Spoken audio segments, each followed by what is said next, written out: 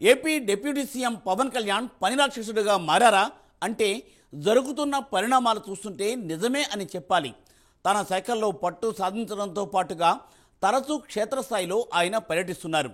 ప్రజల సమస్యలు తెలుసుకోవడమే కాకుండా పలు అభివృద్ధి పనులు కూడా తనిఖీలు చేస్తున్నారు పవన్. సెక్రటేరియట్కు ఏ మంత్రి వెళ్ళని విధంగా ఎక్కువసార్లు వెళ్తున్నారు పవన్. పాలనలో తనదైన కొత్త ట్రెండ్ను సృష్టిస్తున్నారు. రోజుకు 18 గంటలు పనిచేస్తూ పని రాక్షసుడిగా పేరు పొందుతున్నారు. దీనిపై ప్రైమ్ 9 ప్రత్యేక కథనం.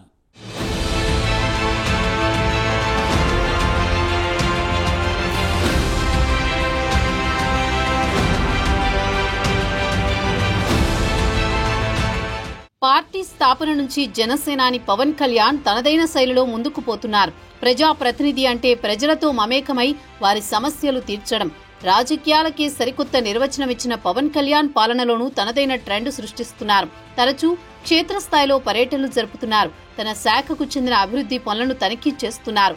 మునుపెన్నడూ ఏ మంత్రి చేయని పనులు చేస్తున్నారు పవన్ కళ్యాణ్. మరోవైపు సినిమాల షూటింగ్ సైతం వాయిదా వేసుకున్నారు. రాజకీయాలకు పనికిరాడని హేళన చేశారు ప్రత్యర్థులు. అసెంబ్లీ గేటు కూడా తాకలేడని సవాళ్లు చేశారు.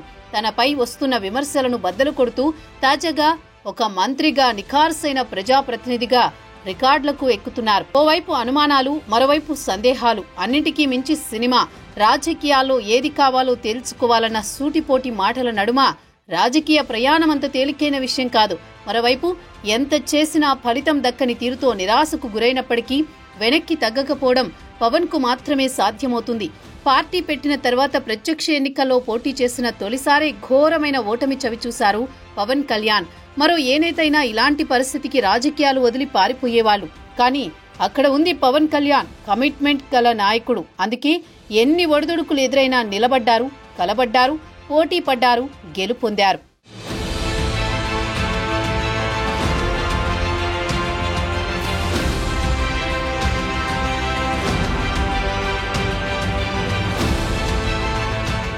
పార్టీని స్థాపించడం, కొనసాగించడం ఒక ఎత్తైతే అధికారంలోకి వచ్చిన తర్వాత ప్రజాపక్షాన పాలన చేయడం మరో ఎత్తు. ఎన్నో అవమానాలు, అనుమానాలు నడుమ 2024 ఎన్నికల్లో 100% స్ట్రైక్ రేట్తో తెలుగు రాజకీయాల్లోనే కాదు దేశ రాజకీయాల్లోనే శక్తివంతమైన నేతగా ఎదిగారు. ఒకే ఒక్క విజయం పవన్ కళ్యాణ్ స్థాయిని పూర్తిగా మార్చేసింది.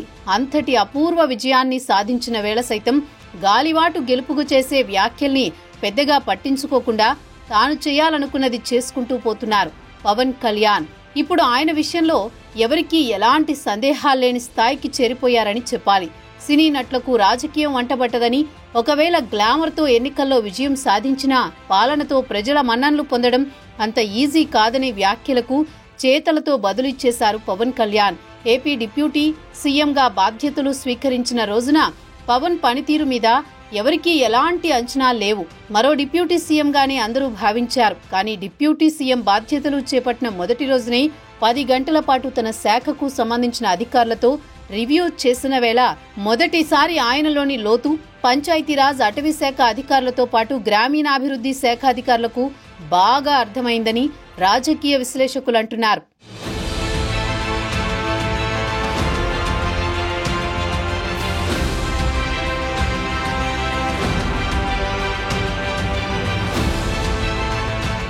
కాకినాడ పోర్టులో రేషన్ బియ్యం దొంగ రవాణా షిప్ను పట్టుకోవడంతో దేశవ్యాప్తంగా పవన్ కళ్యాణ్ పేరు మారుమ్రోగింది. గతంలో ఏ ప్రజా ప్రతినిధి ఇలా ఒక చేసిన దాఖలాలు లేవు. మంత్రి అంటే ఏసీ రూంలో కూర్చుని అధికారులకు ఆదేశాలు జారీ చేయడం అనుకునే స్థాయి నుంచి ప్రజాక్షేత్రంలో తిరిగి ప్రజల సమస్యలు తెలుసుకోవడం కూడా మంత్రి విధి, బాధ్యత అనే విషయాన్ని నిరూపించిన నేత పవన్ కళ్యాణ్. మాటలతోనే కాదు చేతలతోనూ చేసి చూపించిన నేత పవన్ కళ్యాణ్. తన ఆఫీస్కు అవసరమైన ఫర్నిచర్ను తన సొంత డబ్బులతో ఖర్చు చేసి ఏర్పాటు చేసుకోవడం ద్వారా వేలెత్తి చూపించేందుకు పవన్ ఎవరికీ అవకాశం ఇవ్వరన్న మాట స్పష్టమైంది. మరోవైపు మన్యంలో కాలినడకన పర్యటించి చరిత్ర సృష్టించారు. ఎన్నో ఏళ్లుగా సరైన రోడ్డు మార్గం లేని గిరిజన గ్రామాలకు రోడ్లు వేయించడంతో పాటు ఆ కార్యక్రమాన్ని తనిఖీలు కూడా చేయడంతో పవన్లోని నిజమైన ప్రజాప్రతినిధి బయటపడ్డారని రాజకీయ విశ్లేషకులు చెబుతున్నారు. ఇంకోవైపు తన శాఖకు చెందిన అధికారిపై వైసీపీ నేతలు దాడులు చేసి గాయాల పాలు చేస్తే వెంటనే వెళ్లి పరామర్శించి ధైర్యం చెప్పడం అందరినీ ఆశ్చర్యానికి గురిచేస్తుందని విశ్లేషకులు అంటున్నారు.